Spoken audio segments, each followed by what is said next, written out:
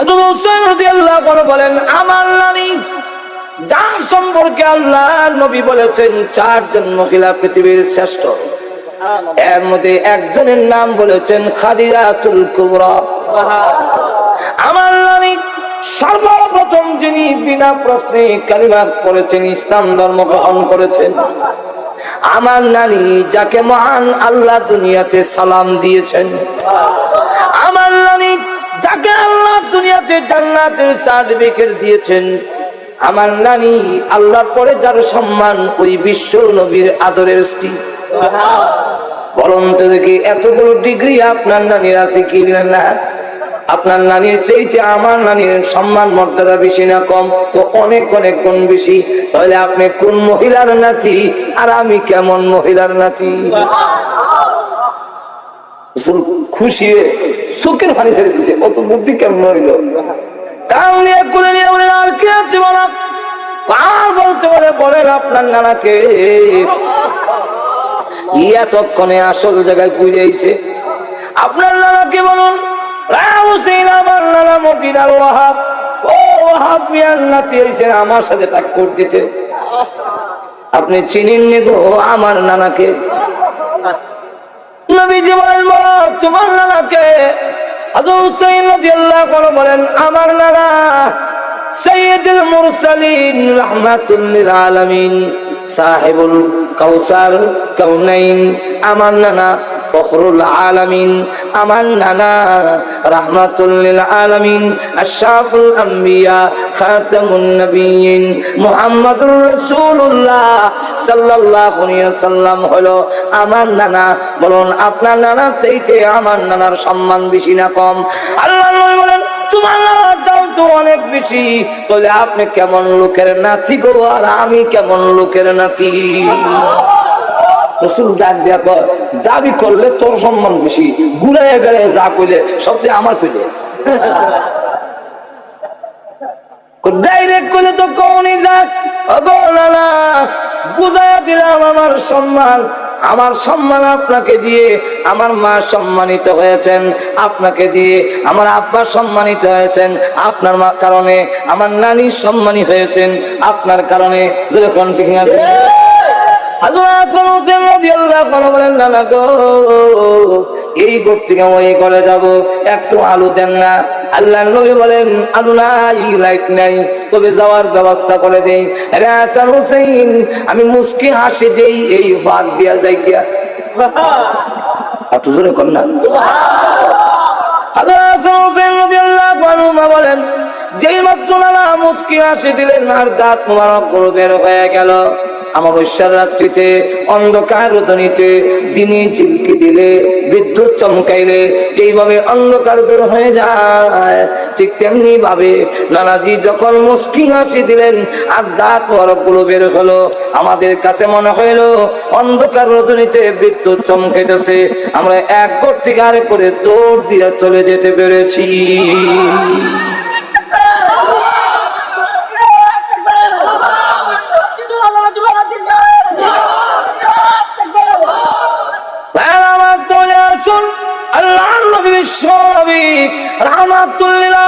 কি সুন্দর ছিলেন, সুন্দরের ওয়াজ শেষ করা যাবে না ভাইরা আমার। তবে এখন আসুন, কবি বলেন, হোসনে ইউসুফ দমে ঈসা, ইউসুফ আলাইহিস সালামের সুন্দর নবীজি আপনাকে দিয়েছিলেন। আম্মা জানা এসে বলেন, ও মিশরের মহিলা, ইউসুফ আলাইহিস সালামের সুন্দর দেখে তোমাদের হাতের মধ্যে ছুরি লাগাইয়া দিয়েছিলে, হাত কেটেছিলে। আর আমার স্বামী বিশ্বনবী রাহমাতুল লিল আলামিনকে যদি এক নজরে দেখতে, তাহলে ছুরি হাতের মধ্যে না লাগাইয়া তোমাদের ছুরি কলিজার মধ্যে লাগাইয়া দিতে। ইউসুফ আলাইহিস সালামের সুন্দর দেখে একজন লোক কালিমা পড়ে নাই, কিন্তু আল্লাহর নবী বিশ্বনবী রাহমাতুল লিল আলামিনের সুন্দর দেখে অসংখ্য ঘটনা আছে যারা কালিমা পড়ে মুসলমান হয়ে গেছে। তাহলে এক, ইউসুফ আলাইহিসসালামকে যে সুন্দর দিয়েছিলেন, আমাদের নবীকে আল্লাহ তার চাইতে ডাবল দিয়েছিলেন। হাদিসের মধ্যে আইছে, কানান নবী সাল্লাল্লাহু আলাইহি ওয়াসাল্লাম আহসানান নাস, আহসান রাসূল সবচেয়ে বেশি সুন্দর ছিলেন। হলো এক। ভাই আমার লক্ষ্য করে দেখুন, 2 নম্বর কবি বলেন তবে ঈসা আলাইহিস সালাতু ওয়াসসালামকে আল্লাহ এমন মুজিজা দিয়েছিলেন, মাটিটা পাখি বানাইয়া আবু দিলে ফান ফাখাফিহি, মাটির পাখি উড়াল দিয়ে চোখের আড়ালে গিয়া মাটিতে ফিরে শেষ। ঈসা আলাইহিস সালাতু ওয়াসসালাম কোন কবরে গিয়ে বললে কুম বিইজনিল্লাহ, আল্লাহর হুকুমে উঠো। কার হুকুমে? আল্লাহর হুকুমে। কারণ জিন্দা মুর্দাকে জিন্দা করা, জিন্দারে মরণ দেওয়া, এই ক্ষমতা কার? আল্লাহ। এটা আহলে সুন্নাত ওয়াল জামাতের আকীদা। আচ্ছা জোরে কোন না, কার আকীদা? আহলে সুন্নাত ওয়াল জামাত ওয়ালাদের আকীদা হলো মুর্দারে জিন্দা করার ক্ষমতা কোন নবীর নয়, কোন পয়গম্বরের নয়, কোন ওলি গাউস কুতুবের নয়, এই ক্ষমতা হলো আল্লাহ। এখন যারা কয় আব্দুল কাদের জিলানী রহমাতুল্লাহ নিজে মানুষ জিন্দা করে নিত, এবার আহলে সুন্নাত ওয়াল জামাতের আকীদার ভিতরে রইছে নি না?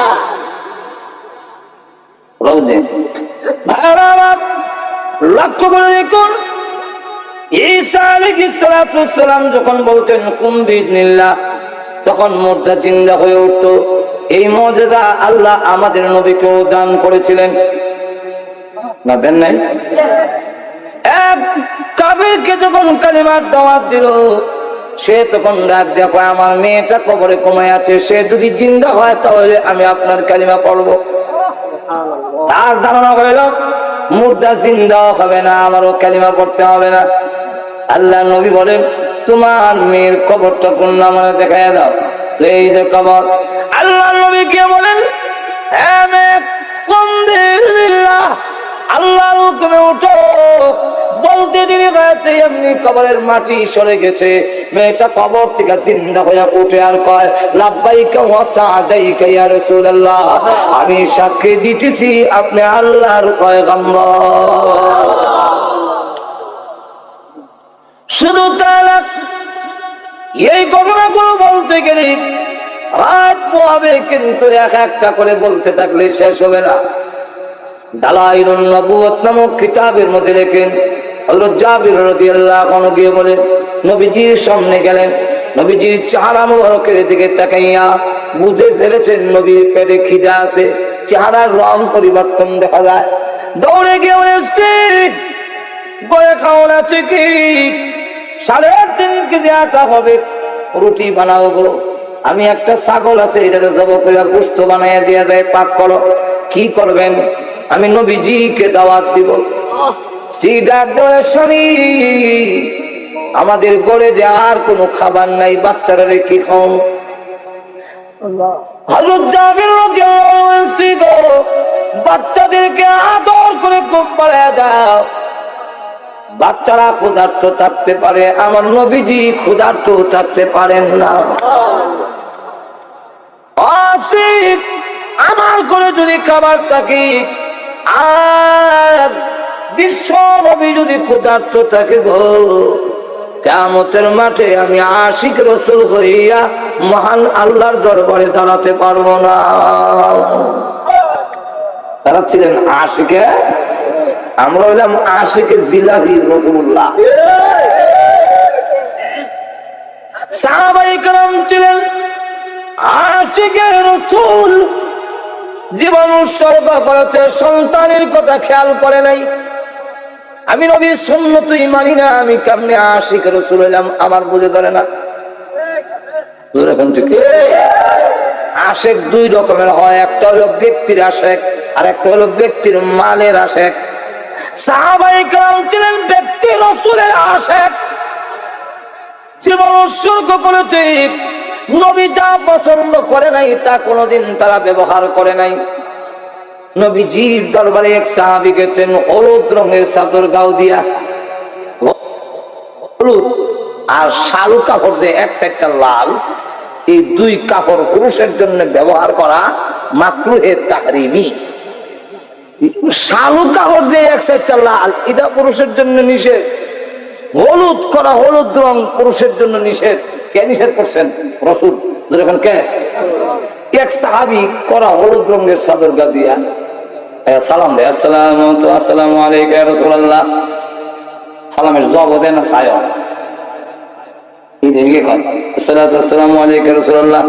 সালাম দিতেছে কিন্তু জবাব দেয় না, কারণ দেখতে এখন ওই যে হলুদ রঙের উনি তো বুঝতেছে না, কারণ উনি জানে না। আরেকজন সাহাবী কয় তোমার সালামের জবাব দিব কেমনে, তুমি যে কাপড় গাও দিচ্ছ এটা রসুল পছন্দ করে না, এটা রসুল নিষেধ করছেন।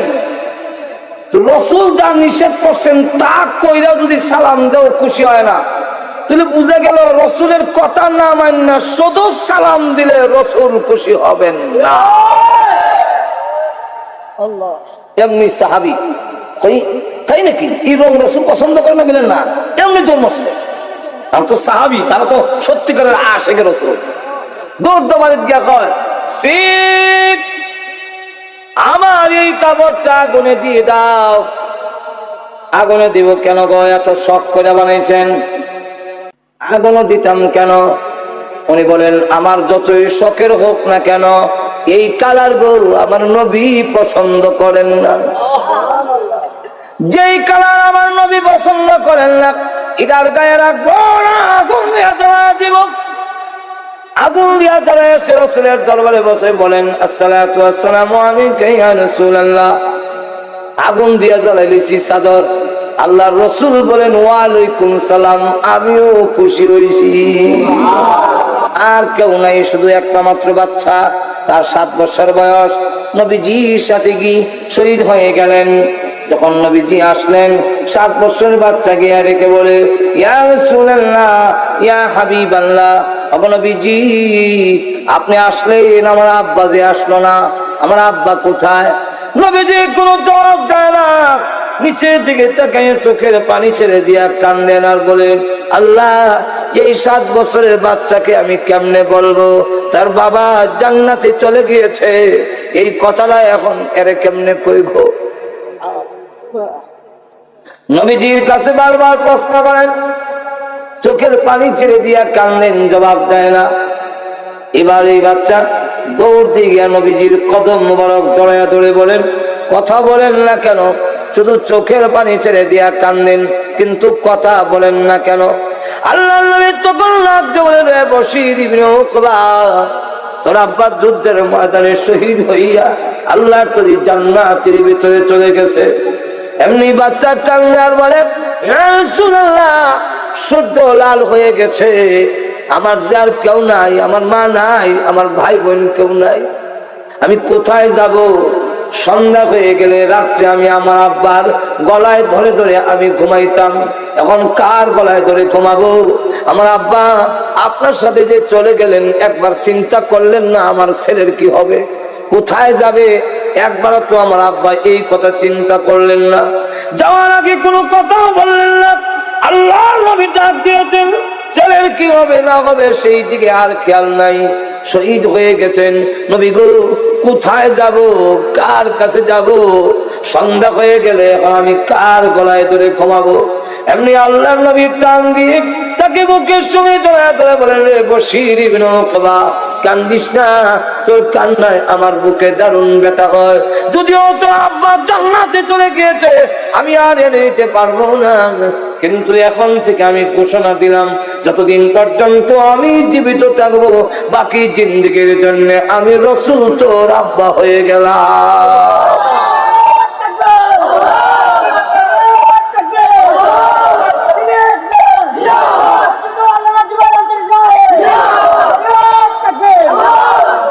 এখন থেকে তুমি আমার কথা ধরে ধরে ঘুমাবি। এই ছিল আশিক রাসূল, তারা হলো আশিক রাসূল। কিন্তু আমি কতটুকু আল্লাহর রাসূলের তরিকা মানি, কতটুকু নবীর কথা মানি? নবী যদি কয় একটা আমি করি আর একটা, যেরকম ঠিক না। জাবির রাদিয়াল্লাহু আনহু উনি নবীজিকে দাওয়াত দিলেন, আল্লাহর নবী গো আমার ঘরে আপনার দাওয়াত। রাসূল বলেন আমাকে যখন দাওয়াত দিয়েছো তোমার গোষ্ঠীর লোকদেরকেও কইয়া লইও। এখন কি মনে হলো ঘুমাই গেছেন নাকি? আল্লাহ 3.5 কেজি আটা রাসূলের দাওয়াত দিয়েছে গেছিল, এখন রাসূলকে তোমার গোষ্ঠীর লোকের দাওয়াত দিলাম।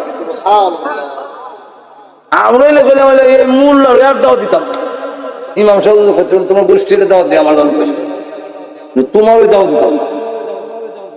কিন্তু সাহাবীরা রাসূলের কি পরিমাণ আসে, কি পরিমাণ বিশ্বাস, আমার নবী বলছেন ঠিক আছে সব দাওয়াত। সব গোষ্ঠীর লোকের দাওয়াত দিচ্ছেন। অভাব অনটনের দেশ, দাদাও আইছে, দাদার নাতিরে লই আইছে। এখন এই অবস্থায় হযরত জাবের রাদিয়াল্লাহু আনহু বলেন, আল্লাহ এখন কি যে শরম পাই। আল্লাহর রাসূল বলেন, ও জাবের তোমার গোশত কই, দাও আমার সামনে আনো। আনছেন। রুটি কই, আমার সামনে আনো। আনলেন। রাসূল এগুলোর মধ্যে হাত মোবারক বুলাইলেন আর বরকতের জন্য দোয়া করলেন। করে বললেন এক একজনকে 3টা করে রুটি দাও। হযরত জাবের রাদিয়াল্লাহু আনহু বলেন 3টা করে রুটি এক একজনকে দিলাম, সব খাইলো। আমার ঘরের যারা আছেন সকলে খাইলাম, নবীজি খাইলেন। আমি রাস্তায় গিয়া দাঁড়ায় বললাম, আর কোন খানেওয়ালা বাকি আছো কি? আমার ঘরে এখনো খাওয়ান আছে, তাড়াতাড়ি আসো। কোন লোক সাড়া দিল না। কিন্তু আমি ডাকনা উল্টাইয়া গিয়ে দেখি আল্লাহর কসম আমার একটা রুটিও কমছে না, যা আছে সব থেকে।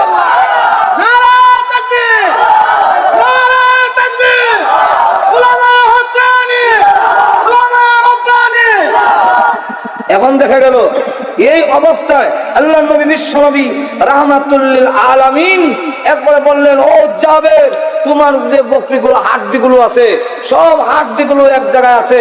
ওর উপরে হাত বুলালেন, হাত বুলায় হাত রাখলেন আর নবীজি দোয়া করলেন। হযরত জাবির রাদিয়াল্লাহু আনহু বলেন যে আমি নবীজির ঠোঁট মোবারক নড়তে দেখেছি, এতে বুঝলাম রাসূল দোয়া করতেছেন কিন্তু কোন শব্দ শুনিনি।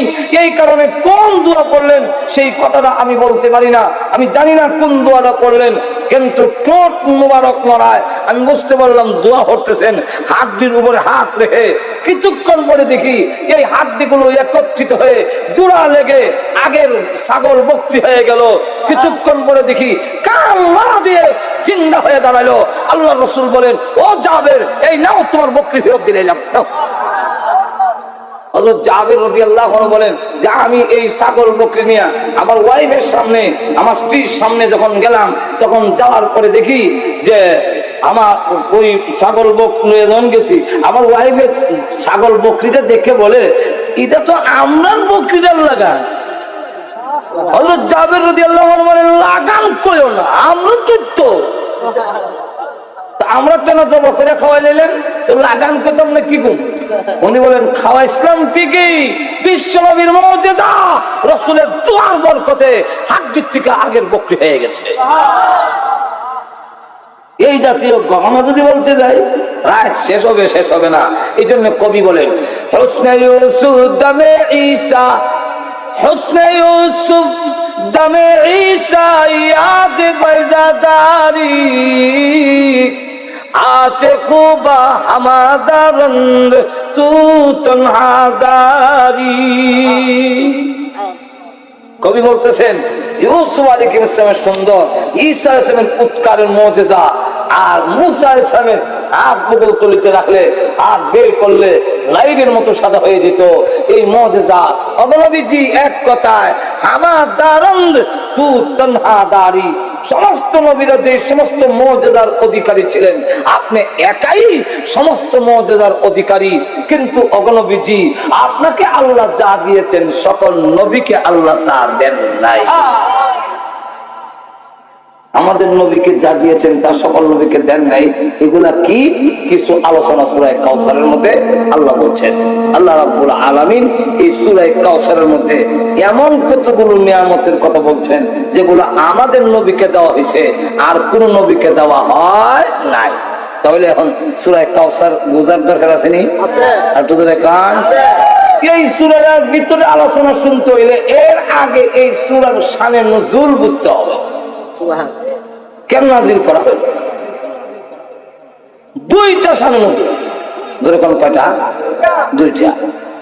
একটা শানে নুজুল হইল যে আল্লাহ নবী বিশ্বনবী রাহমাতুল লিল আলামিন যখন কালিমার দাওয়াত শুরু করলেন, খানায় কাবার ভিতরে 360টা মূর্তি ছিল।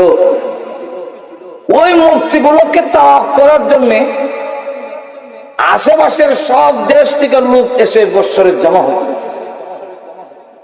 এদের পানি পান করানো এদেরকে খাওয়ান দাওয়ানোর ব্যবস্থা কুরাইশরা করত। মদিনার থেকে এক ইহুদি আলেম আসছে, সে আলেমও আবার সর্দারও আবার ঘুষখোর আছে না, মূল্য লিডারিও করে আবার 2 নম্বর কামও করে। কখনো নাই?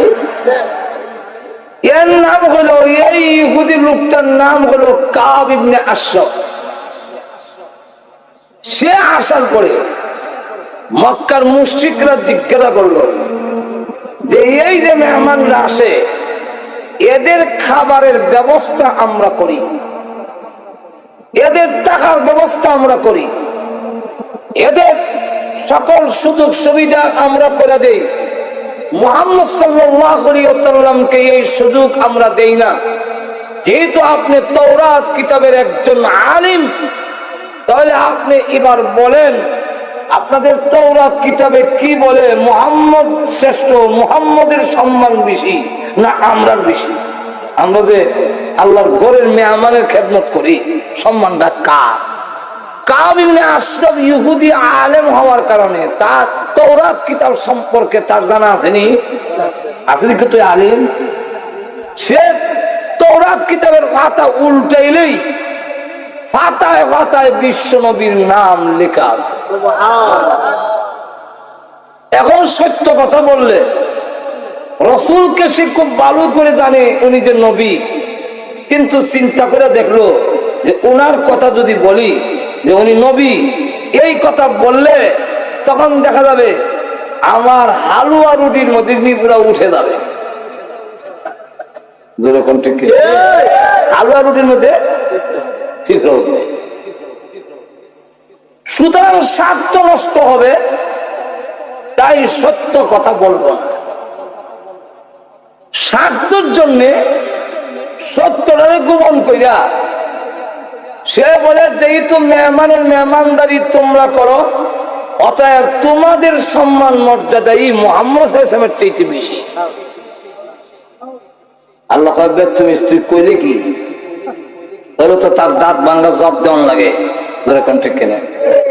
আল্লাহ তাই সূরা কাউসার নাজিল করে এদের দাঁত ভাঙার জবাব দিয়ে বিশ্ব নবীর শান আর মর্যাদা এই সূরার মধ্যে তুলে ধরেছে। এই হলো একটা শান। আরেকটা শানে নজুল হইল বিশ্ব নবী রাহমাতুল লিল আলামিনের 3 ছেলে ছিল, 4 মেয়ে। 3 ছেলের একজনের নাম কাসিম, একজনের নাম হলো তাহির, একজনের নাম হলো ইব্রাহিম। কোন কোন বর্ণনা পাওয়া যায় 4 জন, তাহের তৈয়ব, আরজন তৈয়ব। আসলে তাহেরের নাম তৈয়ব, তৈয়বের নাম তাহের। এই কারণে একজনের 2 নাম, 4 জনের লাগা।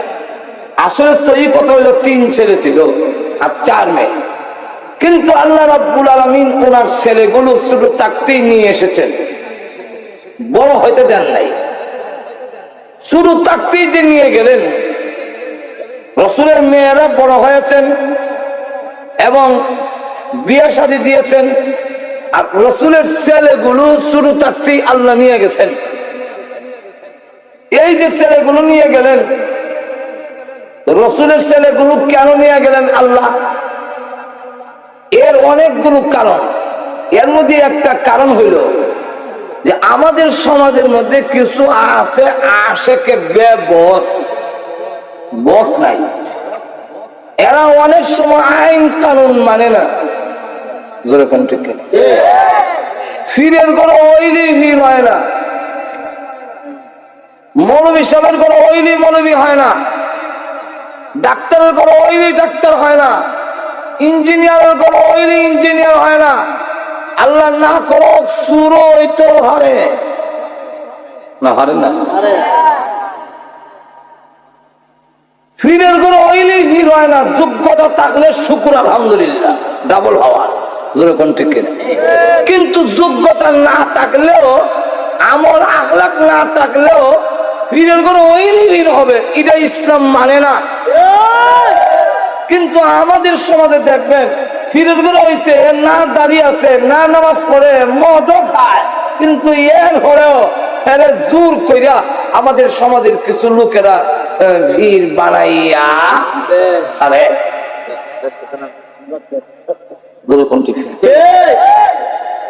একবার দেখি হুস্টার মধ্যে লোক লোতা গাল আর ক্লিন শেভ করা, নিচে লেখা আবার ফির জাদা। আমি না আর বেটা দেখতে এটা ফির জাদা, এটা দিয়ে হারাম জাদার লাগান লাগে।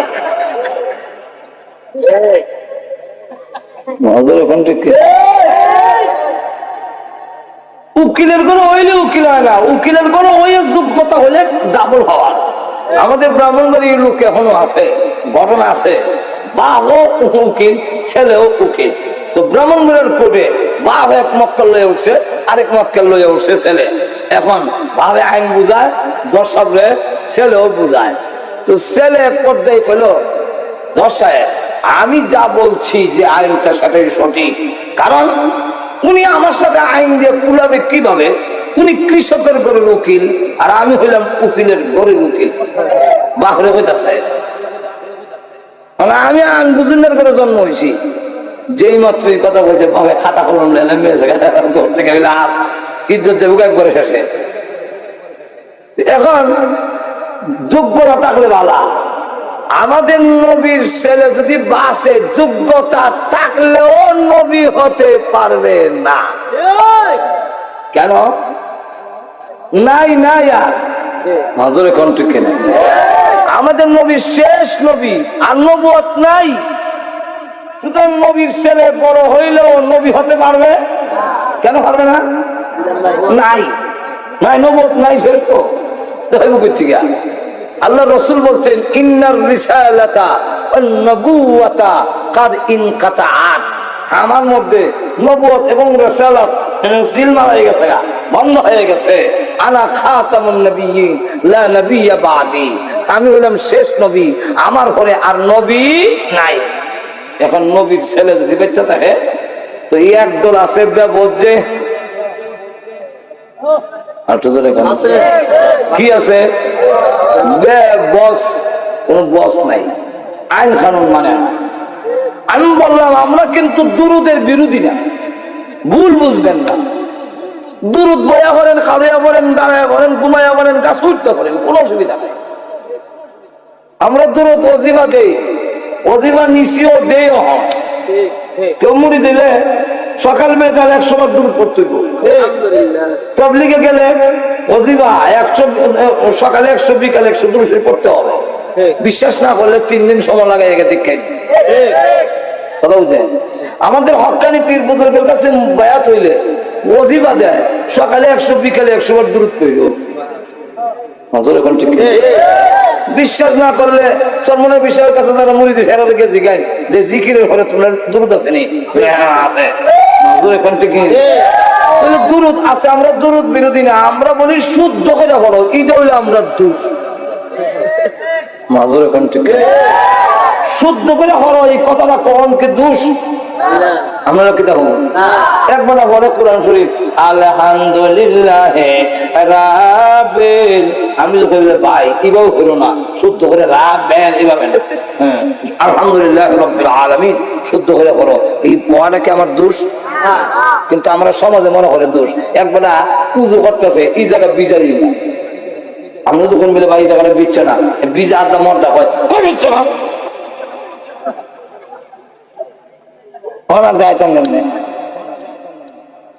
আমরা সমাজে এক শ্রেণীর লোক আছে দুরুদে ছন্দের তালে তালে করে, দুরুদের তালে ছন্দ করে না, দুরুদটাকে করে ছন্দের তালে, ছন্দের তালে, ছন্দের মধ্যে হয় আরে ধনী যদি হইতাম ধনী,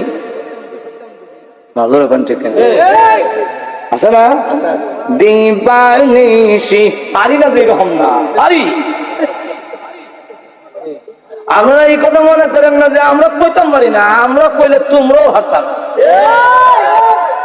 কিন্তু কই না কেন গুড় কমু করবে।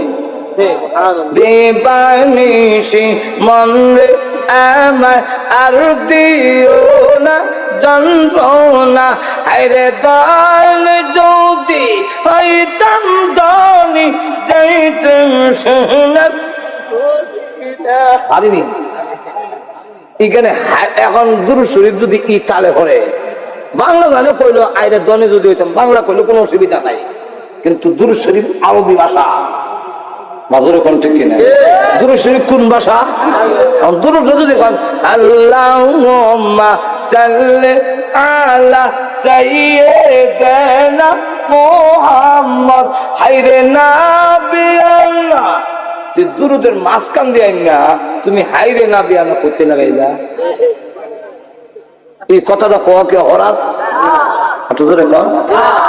আদালত আপনার বিবেকের কাছে আপনি জিজ্ঞাসা করেন আসল মাঠে কিন্তু একদিন জব দিতে হবে ঠিক না জনগণকে বুঝ দেওয়া এক জিনিস আল্লাহকে বুঝ দেওয়া আর এক জিনিস ঠিক না এবার এই কথাটা কোয়া কি আমার হরাত যে এই হাইরে লাগাই না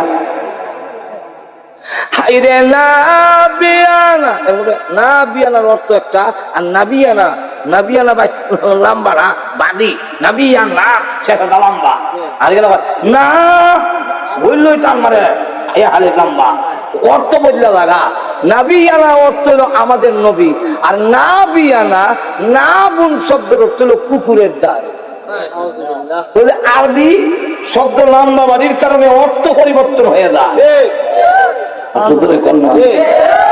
আপনি যদি বলেন কুলিয়া ইউল কাফিরুন লা আবুদু কোন লাগে লা আবুদু এর অর্থ হইল যে রাসূল বলতেছেন তোমরা যে মূর্তির পূজা করো আমি করব না আর যদি ব্যাখ্যা করে বলেন লা আবুদু এর অর্থ তোমরা যে মূর্তির পূজা করো অবশ্যই আমি করিব নাউযুবিল্লাহ তাহলে কি তো হইল কেমন অর্থ হইল পুরো উল্টা মাজুর কোনটা এখন জিজ্ঞাসা কিরে এই নাবিয়ানা কোথেকে লাগাইছে হয়তো আপনারা বুঝতেন না আপনারা নবীর মহব্বত নাই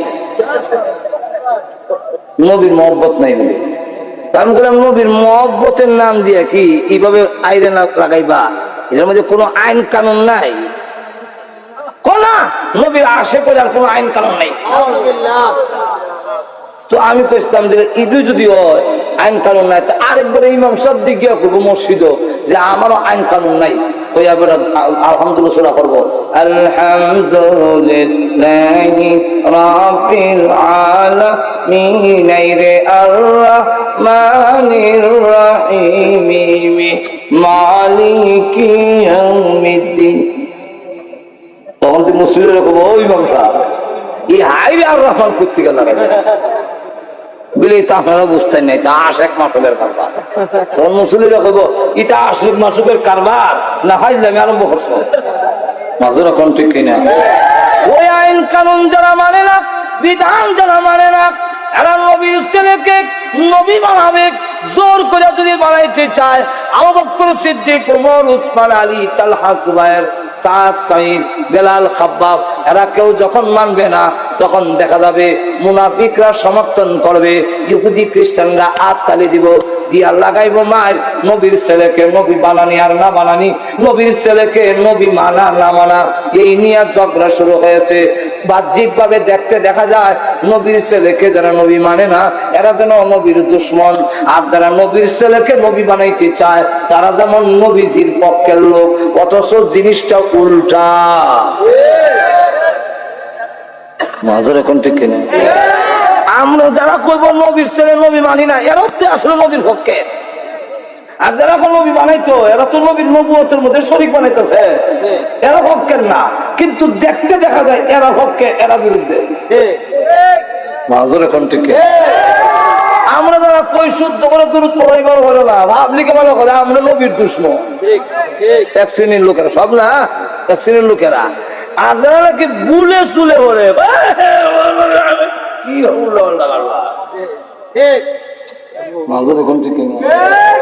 এখন আল্লাহ রাব্বুল আলামিন বলেন দরবারের কাম নাই আমার নবীর ছেলেকে নিয়ে ঝগড়ার কাজ নাই আমার নবীর ছেলেরা উঠাইয়া নিয়ে আসি তো মায়ের সুযোগ থাকবে না যেরকম ঠিক কিনা আল্লাহ নবী আল্লাহ রাব্বুল আলামিন তার নবীর ছেলেগুলোকে ছোট অবস্থায় উঠাইয়া নিলেন এই হলো একটা কারণ। আরো কারণ বলতে গেলে সময় যাবে, এই জন্য লম্বা করতে চাই না। আল্লাহ নবীর ছেলেরা যখন নাই, আর নবীজি যখন কালিমার দাওয়াত দেয়, আস ইবনে ওয়াইল নামে নবীজির একটা দুশমন, চরম দুশমন, এ ডাক দিয়া কয়, ঘাটে ঘাটে বইয়া খালি মুহাম্মদের কথা কও কেন? দাহু ওয়া হুয়া আফতার, তার আলোচনা বাদ দিয়া দাও, সে হলো নির্বংশ, তার বংশ নাই। তিনি বিদায় হয়ে গেলে ছেলেও নাই, নাতিও নাই, ক্ষতিও থাকবে না, একদিন অটোমেটিক পৃথিবী থেকে তার নাম মিটে যাবে। এমনি আল্লাহর নবী বড় মনে কষ্ট পাইলেন। আখানে আমারে আট কোড়া বলে, নির্বংশ বলে। আল্লাহ রাব্বুল আলামিন তখন কাদের দাঁত বাংলা জবাব দেওয়ার জন্য, বিশ্ব নবীকে সান্ত্বনা দেওয়ার জন্য সূরা কাউসার নাযিল করে বলেন, নবী গো আপনি ঘাবড়ায়েন না, ওরা যা বলে তা ঠিক নয়, ওরা হবে নির্বংশ আটপুরা। আমি আল্লাহ যতদিন থাকবো আছি ততদিন পর্যন্ত আপনার নবুয়ত থাকবে, বাতিল হবে না। আল্লাহ তখন সূরা কাউসার নাযিল করে বলেন,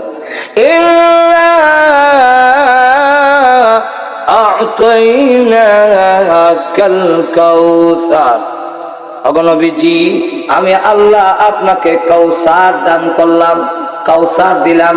যেরকম কি কাউসারটা কি আমরা বুঝে লেছি, আর তো লাগতো না কেন লেগে আমরা ফুলের বাড়ির একবার ছেলের নাম কাউসার, শুধু বুঝছি কাউসার না। কাউসারের ব্যাখ্যা অনেক লম্বা। শুধু কাউসারের শব্দের যদি ব্যাখ্যা দিতে যাই 40 দিন পর্যন্ত এই সামবাড়ি থাকতে হবে।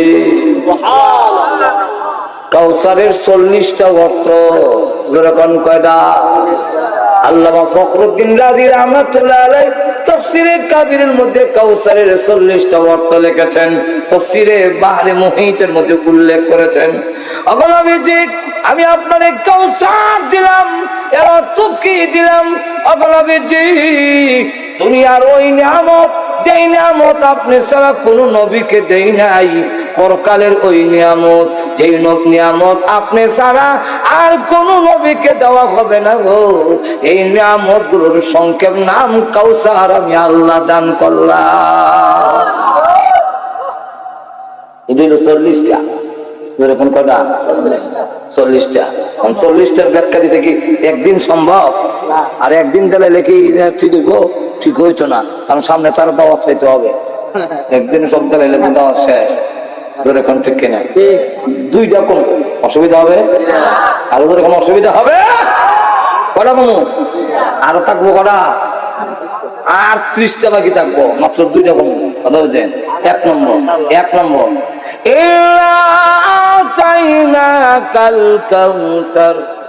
নবীজি আমি আপনাকে কাউসার দিলাম, এর অর্থ হইল আমি আপনাকে বেশি উম্মত দান করলাম।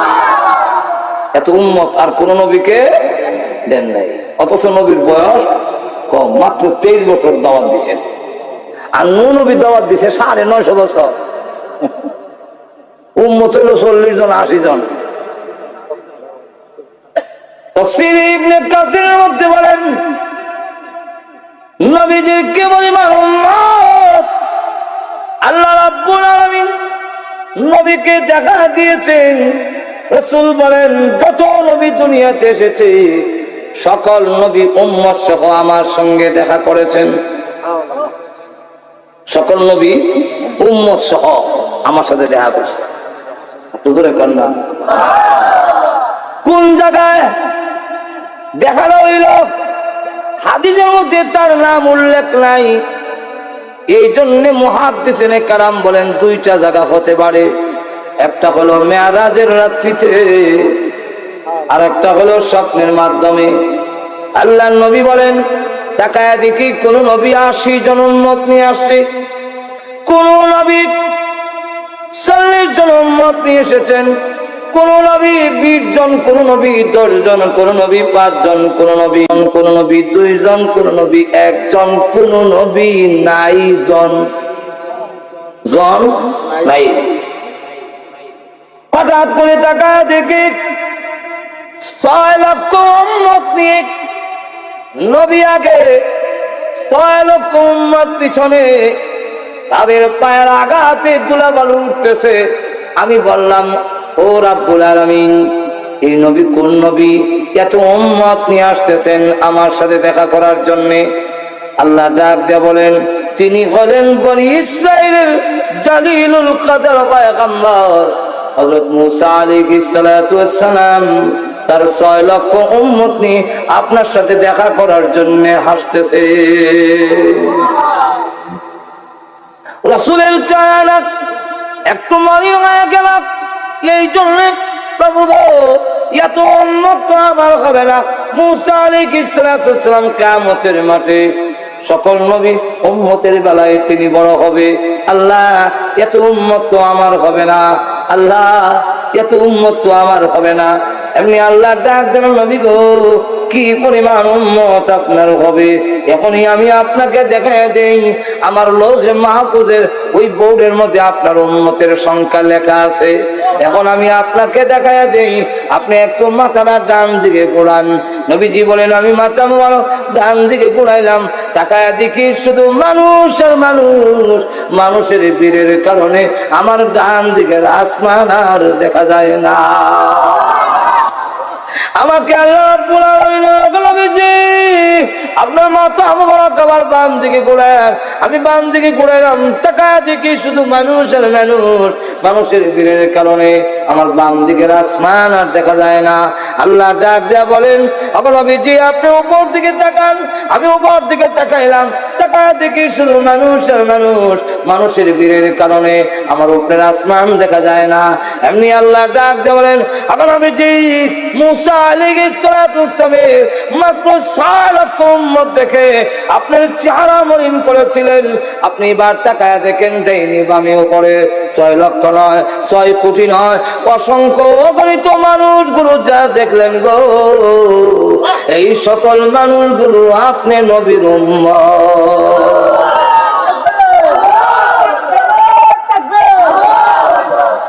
ভাই আমার এবার লক্ষ্য করে দেখেন, আল্লাহ রাব্বুল আলামিন এত উম্মত তার বিশ্ব নবীকে দিলেন, এত উম্মত আর কাউকে দেওয়া হয় নাই।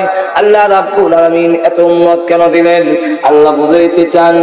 আস ইবনে ওয়াইল বলে, আপনি বিদায় হয়ে গেলে ছেলে নাই বলে আপনার নাম থাকবে না। ওগো নবীজি, না, এরকম নয়। আপনাকে এমন উম্মত দিয়েছি, আপনি বিদায় হয়ে গেলে উম্মত, এই উম্মত গুলো যেখানে থাকবে আপনার নাম সেখানে থাকবে। একটু ধরে কোন ঠিক না? উম্মত যেখানে আছে নবীর নাম কেন আসেনি না নাই? আরো ধরে কোন? এই উম্মতেরা আপনাকে এত মহব্বত করবে, প্রয়োজন বোধে নিজের জীবন উৎসর্গ করবে, তথাপি আপনাকে তারা বলবে না, আপনার ইজ্জত নষ্ট হতে দিবে না। ধরে কোন ঠিক না? ঠিক না?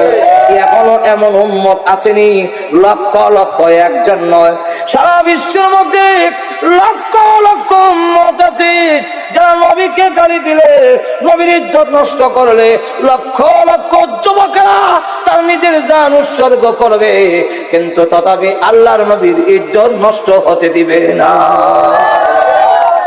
আসেনি? না এখনো? আল্লাহ, এখনো দেখা গেছে আমরাই যখন নবীর উপরে কোন হামলা, কোন গালি দেয় বা কোন হামলা হয়, যাদেরকে কয় ওয়াহাবি, যারা কয় খারিজি, রাফিজি, তাবলীগে কাট্টিওয়ালা, কথা বলছেন নি। কিন্তু দেখেন ব্রাহ্মণবাড়ির ইতিহাসে ফতোয়া রক্ষার জন্য 6 জন শাহাদাত বরণ করেছে, আরো বুক করতে দিছে, 37 জন পঙ্গু আছে।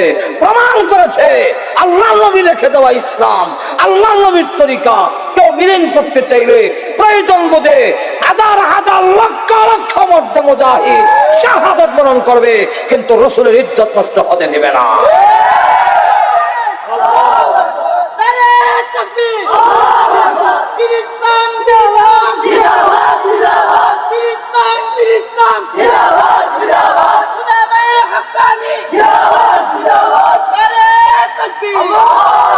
তারা হলো সত্যিকারের আশিকে রাসূল, কিন্তু এমনি মুখ দিয়া কয় জিলাপি আর তুষাসিন্নি আর হালুয়া এগুলা খাই, কিন্তু রসুলের ইজ্জতের হামলা আসলে কোনোদিন রাজপথে দেখি না, কোনোদিন রক্তপথে দেখি না। একটা ইতিহাস নাই যে একজনের জীবন উৎসর্গ করেছ। সুতরাং আশিকে রসুল খালি সাইনবোর্ড দিলে হওয়া যায় না, আশিকে রসুল খালি ব্যানারও লেখলে হয় না, আশিকে রসুল বাস্তবে কাজে প্রমাণ করতে হয়। জোরে কোন ঠিক না? ঠিক না? আমার তো আল্লাহ রাব্বুল আলামিন বলেন উম্মত বেশি দিলাম। এই উম্মত কেন দিলাম? ছেলে আইনা লাইছি, উম্মত দিলাম। উম্মতরা আপনার নাম সারা বিশ্ব ধরে রাখবে। এখন সারা বিশ্বে আজকে দেখা গেছে বিশ্ব নবীর নাম আমেরিকা যান, রাশিয়া যান, ফ্রান্স যান, জাপান যান, জার্মানিতে যান, ইটালিতে যান, লন্ডন যান, যে কোনো রাষ্ট্রে যাবেন সেখানে উম্মতে মুহাম্মদে আছে। আজান হইতেছে, আল্লাহর নাম যেমন আছে রসুলের নামও এখানে আসেনি। যাক, এটা গেল কি 1 নম্বর ব্যাখ্যা দিতে গেলে এখানে আমার কয়েক ঘন্টা দেবে। এখন শেষ কথাটা হইল, আর নবী উম্মতের জন্য খুব মহব্বত, খুব ভালোবাসা। তো উম্মত কারে কয়, কাকে বলে উম্মত? উম্মতের সহজ ব্যাখ্যা হইল আমার নিজস্ব কোনো মত নাই, নবীর মতই আমার মত, এটার নাম হইল নবীর উম্মত। সুবহানাল্লাহ। খাইতাম টেবিলে খাবেন না নিচে খাবেন হুজুর? তখন কয় আমার মত নাই, জিগায় লাভ নেই, আমার নবী যে মত দিয়ে গেছেন কি আমার মত। বিয়া কিতা মহর হইতো, কেমনে কিতা হইতো বলে আমার জিগায় লাভ নাই, আমার নবী তো মত দিয়া গেছে, আমার নবীর মতের সাথে আমি একমত। ঘুমাইতাম কেমনে বলে আমার নবীর যে মত এই মত। এইভাবে পেশাব কেমনে করতাম, খারুয়া না বইরা আডু দাম করে না কিতা বলে আমার নবীর শিক্ষা দেয়া গেছেন, আমার নবীর যে মত আমারই মত। এইভাবে খাওয়া, ঘুম, উঠা, বসা সব কাজে যে তার নিজের মত নাই, নবীর মতে চলে, তার নাম হইল উম্মত। আল্লাহ রাসূল বলেন এমন উম্মত যদি হয় আমার একটা উম্মত জাহান্নামে যাবে না। কুল্লু উম্মতি ইয়াদখুলুনাল জান্নাহ। আচ্ছা যাক, এটা বিস্তারিত আর অনেক টাইম নেই। 2 নম্বর ব্যাখ্যাটা না কইলে আপনারা একটা সমস্যায় পড়ে যাবেন, এই জন্য 2 নম্বরটা কইয়া যায়। 2 নম্বরটা হইল আল্লাহ বলেন অগণবিজি একটা কুয়ার নাম হইল কাউসার। কুয়াটার নাম, এটার নাম হয়েছে হাউজে কাউসার। এই কুয়াটা আছে কই? কেউ বলেন জান্নাতের ভিতরে, কেউ বলেন জান্নাতের বাইরে। রসুল বলেন আমি নিজে দেখেছি মেরাজের রাত। আল্লামা আব্দুল কাদের জিলানী রাহমাতুল্লাহ আলাইহি সূরা কাউসারের ব্যাখ্যার মধ্যে লেখেন যে ওই কুয়াটার উপরে একটা বিল্ডিং আছে 18 মাইল এরিয়া। এই বিল্ডিং এর 4000 দরজা আছে। বিল্ডিংটার কালার হলো সবুজ। ওই যে 4000 দরজার মধ্যে প্রত্যেকটা দরজায় একজন করে হুরপুরি আছে। এক একজন হুরপুরের পিছনে 70,000 করে খাদিম আছে। রসুল বলেন এদের ভিতরে ঢুকছি, ঢুকিয়া গিয়া দেখি পানিটা বরফের চাইতে আরো সাদা, মধুর চাইতে আরো মিষ্টি, সুগ্রাণ হলো কস্তুরীর চাইতে আরো সুগ্রাণ। আর তার হাওয়া রইল কেউ যদি 1 গ্লাস পান করতে পারে 50,000 বছর হাসরের মাঠে দাঁড়ায় থাকলেও তার কোনোদিন পানির পিপাসা হবে না। রসুল বলেন কুয়ার ভারের মধ্যে আংটা লাগাই আছে, আংটার মধ্যে ফিয়ালা লটকানো আছে। আসমানের তারা যেভাবে গণ্য শেষ করা যায় না, ফিয়ালাও গণ্য শেষ করা যায়। এই কুয়াটা দেখেছি আর ভাবলাম এই কুয়াটার হানির কত দাম, হাসরের মাঠে কত দাম হবে। আল্লাহ বলেন নবীজি ইব্রাহিম নবী আমার জন্য আগুনও জাপ দিছে, ছেলে কুরবানি করার জন্য প্রস্তুতি নিচ্ছে, কিন্তু আউজে কাউসার দিছি না। ইব্রাহিম নবীকে দেই নাই। আদম আলাইহিস সালাম জান্নাত থেকে পৃথিবীতে গিয়ে 350 বছর কাঁদছে, কিন্তু কুয়া দিছি না। কোন নবীকে আমি কাউসার নামক কুয়াটা দেই নাই। আপনার 3 ছেলে কাসিম, তাহের, ইব্রাহিম রে আনিয়ে নিলাম, আর আমার হাউজে কাউসার এর বিনিময়ে আপনারা দান করে দিলাম। রাসূল বলেন আমার ছেলে নিলে নিছে, আমি যে কাউসার হয়েছি খুশি হয়ে গেলাম। কারণ ছেলে গেল তো পরকালে আবার ছেলে পাওয়া যাবে না, পাওয়া যেত না। কিন্তু এর বিনিময়ে যে কুয়াটা হইলাম আমার উম্মত তৃষ্ণার্ত হয়ে আসবে, কত উপকার হবে। আল্লাহ রাসূল বলেন হাসরের মাঠে আমি কুয়ার পার দাঁড়াবো, আমার ডান পাশে থাকবে আমার সহযোগিতা করার জন্য আমার আবু বকর, বাম সাইডে থাকবো আমার আলী। আমার উম্মতেরা আসবে তৃষ্ণার্ত হইয়া, সূর্যরা মাথার কাছে, নিচের জমিন তামা। এই অবস্থায় যখন নাকি আমার কাছে আসবে পানি পান করার জন্য, আমি তখন ওই হাউজে কাউসারের পানি, যে সত্যিকার ভাবে আমার রেখে আসা ইসলাম, আমার রেখে আসা দিনকে না বদলাইয়া, না বাড়াইয়া, না কমাইয়া বাড়াইয়া, আমরা তো ইসলামকে কমানি বাড়ানি শুরু করছি। যেরকম ঠিক কিনা? কত শরীর যে হন বেরিয়েছে, এটা শরীর তো আগে আসেনি না। পাক পাঞ্জাতন শরীফ 11 শরীফ, 13 শরীফ, 14 শরীফ, কত শরীফ মাজুর এখন ঠিক না। খানকা শরীফ, মাদার শরীফ, শরীফ মক্কা শরীফ, মদিনা শরীফের সাথে আরো কত শরীফ বাড়াইলাম। মাজুর এখন ঠিক কিনা? এমনি হইলে খুব মহব্বত দেখাই, কিন্তু এই কথা কই না বলে কোন মাজার শরীফ নবীর রওজা শরীফের সাথে ওই শরীফের কোনো মিল হতে পারে না। যেরকম ঠিক না, ঠিক না? না, আমি শরীফ বলবো না, যেহেতু মাজার রওজা শরীফ কই, তা আবার কেউ তোমার তো মাজার শরীফ। এখন ঠিক কিনা? এখন আমরা অনেক কিছু বাড়াইলাম। আসরের মাঠে আল্লাহ রাসূল বলেন যারা বাড়াইছে এরা করবো সৌকান সৌকান লিমান গায়্যারা বাদি, তোমরা দূর হও। আর যারা নবীর রেখে দেওয়া ইসলামকে যেমনি আছে এমনি পালন করে, নিজের পক্ষ থেকে বাড়ায় না, কিয়ামতের মাঠে আল্লাহ রাসূল বলেন আমার হাতের হাউজে কাউসারের পানি পান করবে 50,000 বছরের ভিতরে আর কোনো পিপাসা হবে না। আল্লাহ আমাদের সকলকে সেই হাউজে কাউসারের পানি পান করার তৌফিক আল্লাহ আমাদের দান করুন। সকলে বলেন আমিন। ওয়া আখিরু দাওয়ানা আলহামদুলিল্লাহি রাব্বিল আলামিন। এখনই দোয়া হবে, কেউ উঠবেন না, দুরূদ শরীফ পড়েন আর দোয়া হবে।